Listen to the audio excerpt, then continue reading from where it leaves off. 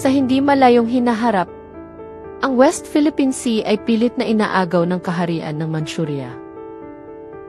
Bagamat hindi nila ito makuha sa pamamagitan ng pakikidigma, iba't ibang paraan ang ginagawa ng mga Manchurians para sirain ang moral, komunidad at paniniwala ng mga Pilipino upang masakop nila ang West Philippine Sea nang walang aktwal na digmaan na magaganap.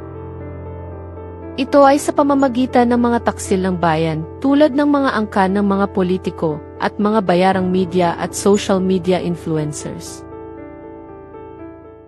Isinagawa ang covert mission.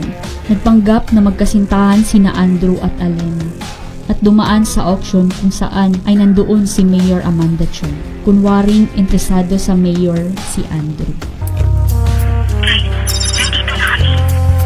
Hi, Mayor. I'm sorry, do I know you? Actually, no. But you're so popular. My name is Andy. May I join you? Yeah, sure. I'm Amanda Chong. From what clan are you? Actually, I'm half American. My last name is Phillips. And, oh my God. Sorry. Ganda ba kasi, Mayor? Ako? I just love Asian antiques. Just like this one.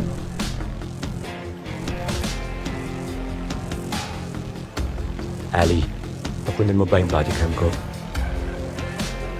Pagbalik sa WPS headquarters, pinag-aralan ng grupo ang mga impormasyon na nakuha upang magamit na ebidensya laban kay Mayor Chong. Okay, Ali, what do you have for me? Ito, Commander. Ang pendant na yan ay heirloom ng pamilya sa Manchuria.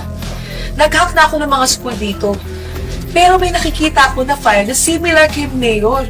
Pero ang pangalan ay Chong Gulyang. Ha? Okay, pero ito, papapatunayan ba natin na one and the same yung taong yan? Wait. One way to find out. Right. Alam ko. Ito, yung baso ni Mayor. Ito naman ang fingerprint ng baso ni Mayor. Ito naman, yung fingerprint ng mga Manchurian. Check natin. Match! Now we got her. Tapos ngayon ang pangarap mong maging presidente ng Pilipinas. Fake Pinoy. Manchurian candidate. Matapos maplano ang lahat, isinagawa ang paghuli kay Mayor Chong. Ang hinihinalang Manchurian candidate at offshore gambling operator ay nahuli ngayong araw ng mga otoridad.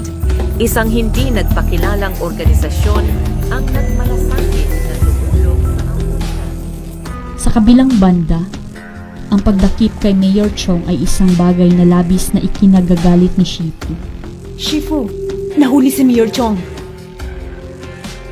At alam mo, nahanapan ito ng ebidensya laban sa kanya. Ha? Paano nangyari yun? Di ba may mga tao sa gobyerno na pinapahanap siya? Malabo na yan, Shifu. Kumalat na sa social media ang nangyari kay Mayor Chong. Pati nga mga kapwa mayor sa Mindanao, umiiwas na rin nito para hindi madamay. Ang offshore gaming operation pa ang inuugnay kay Mayor Chong ngayon. At alam mo ang masama pa nito. Ang ibang mayors pang nagpapaimbestiga. May pag-asa pa yung Mindanao at ang vice presidente ang huli nating alas. Ang presidente ang naging maingat, Shifu. At hindi mababasa ang galaw nito. At itong mga tumutulong sa kanyang mga grupo, ang kanyang mga panlaban. Sa katunayan, kontrolado na nila yung social media ngayon. Honey, let's be careful on the operations, okay? Taas noong isisigaw